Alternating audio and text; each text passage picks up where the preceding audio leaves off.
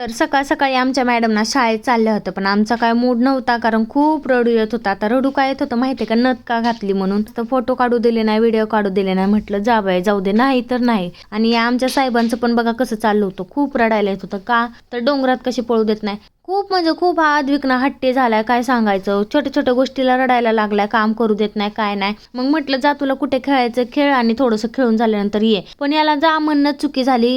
याला जा म्हटलं की हा ना डोंगरात कुठे कुठे लांब लांब पळायला लागला. म्हटलं चल बाबा, आपलं काम काय खाली नाही, आपण वरती जाऊन बसू. मग मस्त संध्याकाळी ना आईने पास्ता केला होता. मग आमचं पास्ता एन्जॉय करायचं काम चाललं होतं, कारण भरपूर दिवसांनी पास्ता बनवला होता. मला आणि आईला ना पास्ता खूप आवडतो, आणि अद्विक आईला पास्ता खाऊ देत नव्हता, कारण त्याला ना पास्ता खायचा नव्हता, त्याला चमचा पाहिजे होता आईच्या ताटातला. आणि शेवट ना त्याने चमचा घेतल्यानंतरच गप्प बसला. आणि बाबा ना थोड्या वेळाने आले होते. बाबा येताना आंबे घेऊन आले होते, आणि लेकरं सगळे बाबापाशी जाऊन आंबे खात बसले. तर चला भेटूया नेक्स्ट व्लॉग मध्ये. बाय.